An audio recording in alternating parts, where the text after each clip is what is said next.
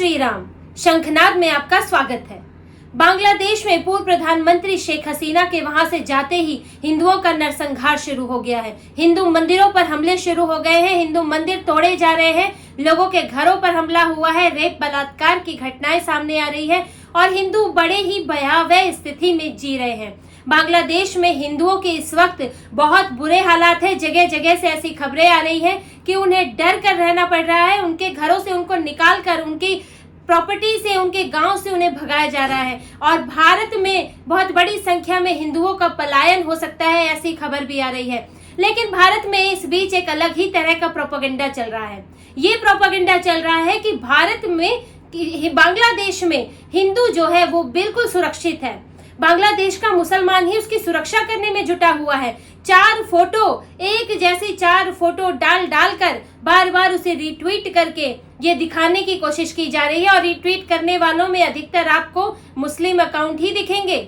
ऐसे कुछ हिंदू भी होंगे जो गद्दारी की कोई सीमा नहीं रखते और वो देश के बारे में नहीं सोचते, अपने धर्म के बारे में नहीं सोचते, लेकिन अधिकतर आपको मुस्लिम अकाउंट दिखेंगे। मोहम्मद जुबैर, राणा अयूब, आरफा खानम लगातार इस तरह के ट्वीट कर रहे हैं, इस तरह की फोटो जो है पोस्ट कर रहे हैं, जिसमें चार मुस्लिम चार डंडे लेकर एक हिंदू मंदिर के आगे बैठे हुए हैं। आप ये देखिए कि वो मुस्लिम रक्षा किससे कर रहे हैं। हिंदू मंदिर को आखिर रक्षा की जरूरत क्यों पड़ी? क्योंकि उनके ऊपर बांग्लादेश के मुसलमान ही हमला कर सकते हैं, वो ही उस मंदिर को जलाने आ सकते हैं, उसे तोड़ने आ सकते हैं और इसीलिए दूसरे चार मुसलमान चार डंडा लेके वहां बैठे हुए हैं। लेकिन इस फोटो के बाद उन्हीं चार मुसलमानों ने क्या किया? क्या वही डंडे लेकर मंदिरों में तोड़फोड़ की या नहीं की, ये कौन जानता है। और अगर वो जेन्युइन भी है तो वो 1% मुसलमान जो अपने आस पड़ोस में हो सकता है कि बचाने के लिए आगे आ गया हो, क्या उन 99% उग्र मुसलमानों से हिंदुओं को बचा लेगा? बांग्लादेश की 17 करोड़ की जनसंख्या में सिर्फ 1 करोड़ हिंदू हैं। उनको कितने मुसलमान, 1% मुसलमान, कुछ हजार लाख मुसलमान क्या बचा लेंगे जब बाकी के करोड़ों मुसलमान उनका घर तोड़ने आएंगे, उनका घर जलाने आएंगे, उनकी बेटियों का, बहनों का, बीवियों का रेप करने आएंगे, तब वो उन्हें क्या बचा लेंगे। लेकिन ये अलग प्रोपेगेंडा चल रहा है और ये भारत के अंदर चल रहा है, बांग्लादेश में भी नहीं। भारत में इस तरह के वीडियो दिखाए जा रहे हैं कि एक मस्जिद का एक वीडियो है जिसमें कहीं कोई खड़ा होकर बोल रहा है कि हमें अल्पसंख्यकों की रक्षा करनी है। आपको ऐसे वीडियो डालने की जरूरत क्यों पड़ी?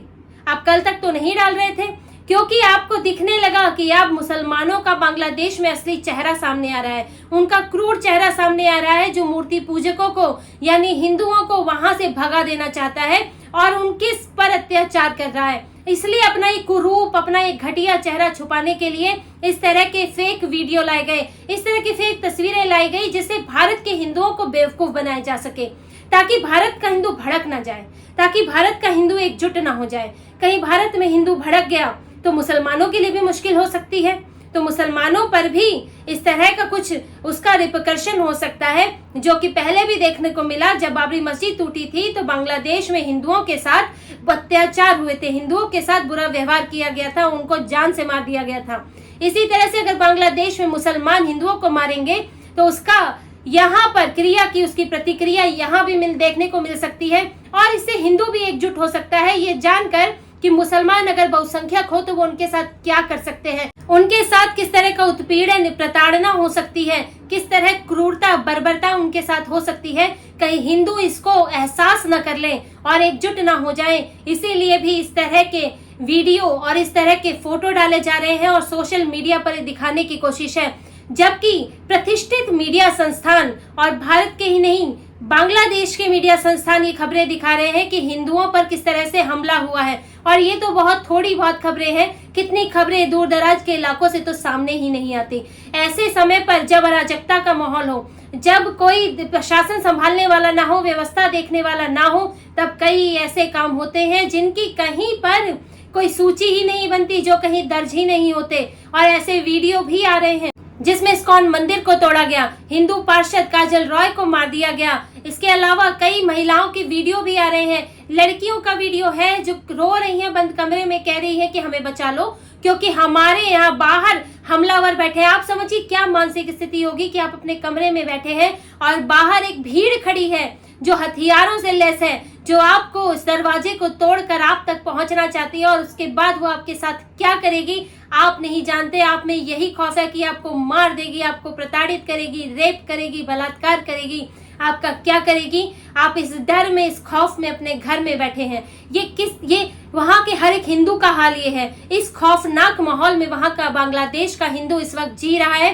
और यहाँ के मुसलमान, जिनको ये अपील करनी चाहिए थी बांग्लादेश के मुसलमानों से, यहाँ के मुस्लिम नेताओं को अपील करनी चाहिए थी, धार्मिक नेताओं को अपील करनी चाहिए थी कि बांग्लादेश में अल्पसंख्यकों के साथ अत्याचार, बुरा व्यवहार ना करें। जैसे कि अगर भारत में मुसलमानों के साथ, मुसलमानों के वो जो प्रोटेस्ट करते हैं उसमें अगर पुलिस थोड़ी सी सख्ती बरत देती है तो क्या कहा जाता है कि सारे के सारे मुस्लिम देश नाराज हो जाएंगे, सारे मुस्लिम देशों से भारत को दुश्मनी लेनी पड़ेगी और वहां पर रहने वाले अल्पसंख्यकों यानी कि हिंदुओं को बख्शा नहीं जाएगा। इस तरह की धमकियां दी जाती हैं यहाँ भारत में मुसलमानों को हाथ मत लगाइए। तो क्या यहाँ के मुसलमान ये बात नहीं कह सकते कि हमें भारत में खतरा हो सकता है, आप वहां के हिंदुओं को हाथ मत लगाइए? या फिर नैतिकता के आधार पर ही आप ये बात नहीं कह सकते कि अपने अल्पसंख्यकों का आप ध्यान रखिए? लेकिन नहीं, ये यहाँ का जो मुसलमान है, यहाँ के जो गद्दार लोग हैं, वो बांग्लादेश में कट्टरपंथियों के अत्याचारों को ढकने में लगे हैं,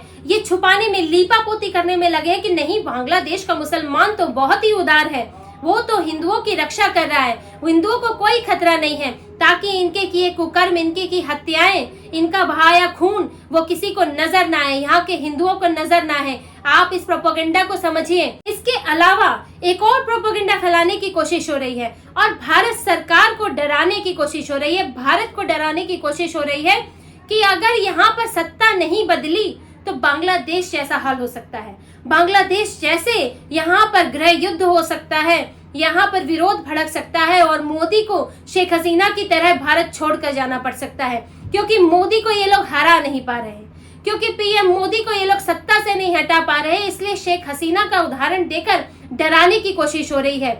आप देखिए, विनोद कापड़ी जो कि एक जाने माने व्यक्ति है, सोशल मीडिया पर बहुत सक्रिय है, यही याद दिला रहे हैं कि जो तानाशाही करते हैं, जो पत्रकारों की आवाज बंद करते हैं, जो कार्यकर्ताओं को जेल में डालते हैं, उनका हश्र क्या होता है, उनका हश्र शेख हसीना जैसा होता है।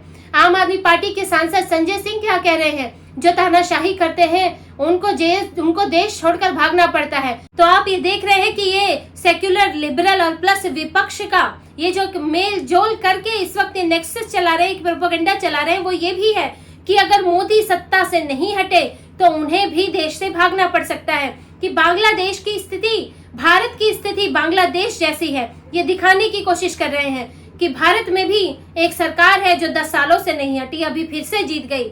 और मोदी जो है वो कितने तानाशाह हैं, वो पत्रकारों को जेल भेज देते हैं, वो ये इनके सो कॉल्ड सामाजिक कार्यकर्ताओं को जेल भेज देते हैं और मीडिया पर प्रतिबंध लगा रहे हैं। इस तरह का माहौल बनाकर ये लोग बांग्लादेश और भारत को एक समान स्थिति में रख रहे हैं, भारत और बांग्लादेश को एक समान तोल रहे हैं। लेकिन ये भूल रहे हैं कि भारत में और बांग्लादेश में इस वक्त बहुसंख्यक कौन है, और वो कौन है जिसकी प्रवृत्ति ही है झगड़ा करना, जिसकी प्रवृत्ति ही है लड़ना, विद्रोह करना, और जो कभी सुकून से नहीं रह सकता। चाहे पाकिस्तान हो, चाहे बांग्लादेश हो, चाहे आप दूसरे ऐसे देशों में देख सकते हैं जहां पर आतंकवाद, ऐसे मुस्लिम देश जहां पर आतंकवाद भरा पड़ा है, जहां पर सत्ता परिवर्तन के लिए सरकारें उखाड़ दी जाती हैं। लेकिन भारत में वो जनसंख्या, भारत में वो लोग नहीं है। भारत में कांग्रेस भी रही 60-60 साल तक, आज तो बात हो रही है 10 साल की, 15 साल की और बीजेपी के शासन की। लेकिन जब कांग्रेस ने 60 साल तक शासन किया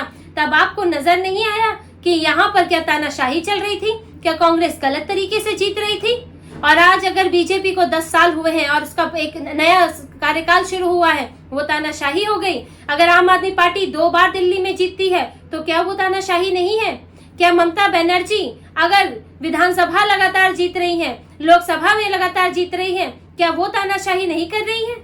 आखिर तानाशाही है क्या? अगर आप चुनाव नहीं हार सकते, चुनाव नहीं जीत सकते, तो क्या दूसरा तानाशाह हो जाता है? ये पूरी साजिश है जो बांग्लादेश में भी चली और भारत में भी इसकी कोशिश है, और इसमें विदेशी शक्तियों से मदद मांगी जाती है। ये इसका पूरा हिस्सा है कि इसमें जो किसी देश का विपक्ष होता है वो विदेशी शक्तियों के साथ मिल जाता है। और विदेशी शक्तियां 2 तरह से काम करती हैं। वो डायरेक्ट अपनी सेना नहीं भेज सकती, लेकिन वो सिविल सेना तैयार करती है। यानी कि ये ऐसे लोग जिसमें पत्रकार भी होते हैं, जिनमें ये सोशल एक्टिविस्ट भी होते हैं, जो कि विदेशी एजेंडा यहाँ चलाते हैं, जो मौजूदा सरकार का लगातार विरोध करते हैं, लगातार प्रोटेस्ट करने की कोशिश करते हैं। देश में आंदोलन के नाम पर ये लोग हंगामा मचा के रखते हैं। आपने देखा होगा सीए, एनआरसी, फार्मर प्रोटेस्ट, जो कि फर्जी आंदोलन जीवी जिसमें शामिल थे, और जो अब भी बैठे हुए हैं हरियाणा पर, और यहाँ विपक्ष के साथ भी उनकी तस्वीरें दिख जाती हैं। इन लोगों का क्या मकसद है? यही दिखाना है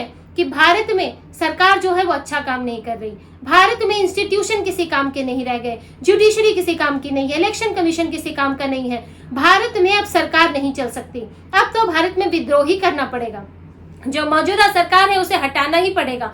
ये लोगों के दिमाग में ये भरना चाहते हैं। इस बार भी लोकसभा चुनाव के बाद ईवीएम को लेकर जो हंगामा हुआ, वो तो इनके पक्ष में कुछ सीटें आ गई तो इनका मुंह बंद हो गया। यानी कि इनको ईवीएम में समस्या नहीं है, इनको सत्ता ना पाने की समस्या है, और इसके लिए ही ये लोग बाहरी शक्तियों की मदद लेते हैं। राहुल गांधी बाहर जाकर कहते हैं डिफेंडर्स ऑफ डेमोक्रेसी भारत में आए। यानी कि क्या अमेरिका लोकतंत्र का रक्षक है? क्या ब्रिटेन लोकतंत्र का रक्षक है? क्या वो ये चाहते हैं कि वो भारत में आके दखल दे, भारत पर प्रतिबंध लगाए, और भारत का हाल बांग्लादेश जैसा हो, लोग सड़कों पर निकले और यहाँ वहां पर अव्यवस्थित हो जाए और लोगों पर हमला हो, लोग अपने को ही नुकसान पहुंचाए? वरना क्या हम बांग्लादेश बन जाए? क्या हम पाकिस्तान बन जाए? क्या राहुल गांधी ये चाहते हैं? और बांग्लादेश में क्योंकि यही हुआ है, शेख हसीना चुनाव जीत रही थी और बीएनपी जो वहां की बांग्लादेश नेशनलिस्ट पार्टी है वो नहीं जीत पा रही थी। जमात इस्लामी जो कि पाकिस्तान समर्थित पार्टी है और कट्टरपंथी है, वो वहां पर चुनाव नहीं जीत पा रहे थे, तो दोनों ने गठजोड़ कर लिया, बीएनपी और जमात इस्लामी ने, और वहां से अमेरिका का दखल शुरू हो गया, वेस्ट का दखल शुरू हो गया। और शेख हसीना ने कहा भी था कि एक व्हाइट पर्सन ने मुझे मिलकर कहा था कि आप हमें अमेरिका को यहाँ एयरबेस बनाने दीजिए तो आपकी सरकार आराम से चलती रहेगी। लेकिन शेख हसीना संतुलन बना के रखती थी, वो चीन को भी हावी नहीं होने देती थी और अमेरिका को भी हावी नहीं होने देती थी, और भारत के साथ अच्छे संबंध थे, और इसीलिए शेख हसीना को सत्ता से हटवा दिया गया। तो यही स्थिति अब भारत में करने की कोशिश हो रही है। ये लोग खुश है शेख हसीना के जाने से, जबकि शेख हसीना का उनकी जो पार्टी है वो भारत के साथ हमेशा अच्छे संबंध रहे हैं, भारत के लिए सॉफ्ट रुख रहा है, और भारत को कम से कम अपने एक बॉर्डर पर शांति देखने को मिलती थी। वहां पर एक घुसपैठ एक अलग बात है, लेकिन कभी भी आतंकवादियों को वहां पर समर्थन नहीं दिया गया। आतंकी अड्डा नहीं बना पाकिस्तान की तरह बांग्लादेश। लेकिन अब क्या होगा आगे नहीं कह सकते। और भारत के कई लोग खुश हैं शेख हसीना के जाने से, चाहे भारत और बांग्लादेश के संबंधों पर इसका जो असर पड़ता हो, चाहे उनके संबंध खराब होते हो, लेकिन ये अपनी ही खुशी में है कि वहां पर सत्ता से एक व्यक्ति को हटा दिया तो भारत में भी हटा देंगे। भारत में गृह युद्ध के लिए तैयार है। गृह युद्ध क्या होता है? गृह युद्ध में आम आदमी मारा जाता है, गृह युद्ध में देश की व्यवस्था बर्बाद हो जाती है, लूटपाट होती है, लोग अपना काम धंधा नहीं कर सकते, अर्थव्यवस्थाएं बर्बाद हो जाती हैं, देश गुलाम बनकर रह जाता है विदेशी शक्तियों का, और इन लोगों को इससे कोई फर्क नहीं पड़ता। लेकिन इसके बावजूद भी भारत जो है बांग्लादेश नहीं, भारत कोई एक छोटा सा देश नहीं, और भारत एक बड़ा ही विस्तृत देश है, विविधता है, और यहाँ पर एक मजबूत सरकार है जिसे लोगों ने जगह दी है, लोग जिसे प्यार करते हैं, और वो सरकार लुंज पुंज नहीं है, वो सरकार सख्त कदम उठाने वाली है। और ऐसे एक्टिविस्टों को जेल में भी ठूसा गया है, इन पर कार्रवाई भी हुई है, और इनके खिलाफ मुकदमे चल रहे हैं। उमर खालिद जैसे आतंकी बाहर नहीं आ पा रहे, अरुंधति रॉय जो कि ये आतंकी तो नहीं, लेकिन ये आतंकी पैदा करने वालों में से है, ये बुद्धिजीवी आतंकी हैं, और ये उनके ऊपर यूएपीए लगा है, कभी भी वो जेल जा सकती हैं। ऐसे लोगों पर भी नकेल कसी जा रही है, और आने वाले वक्त में अगर इनका प्रोपेगेंडा खत्म नहीं हुआ तो ये मोहम्मद जुबैर जैसे, राना अय्यूब, आरफा खानम जैसों की भी खैर नहीं है, और मोदी सरकार इनको भी जल्द ही इनको सबक सिखाएगी। ये लोग देश को कंफ्यूज करते हैं, देश को भटकाते हैं, और लोगों को देश में शांति बनाए रखने की बजाय देश में विरोध के लिए भड़काते हैं। और इसलिए इन पर मोदी सरकार आने वाले वक्त में जरूर इन पर एक्शन होगा, और इनके साथ वही सख्त रवैया अपनाया जाना चाहिए जो उमर खालिद के साथ अपनाया गया, जो इन जैसे शर्जिल इमाम जैसों के साथ अपनाया गया, और इनको बख्शा नहीं जाना चाहिए, वरना ये लोग भारत को नहीं बख्शेंगे। तो इसी तरह की और खबरें और विश्लेषण आपके लिए लाते रहेंगे। हमसे जुड़े रहिए, सब्सक्राइब कीजिए, कमेंट कीजिए। बहुत बहुत धन्यवाद। जय श्री राम।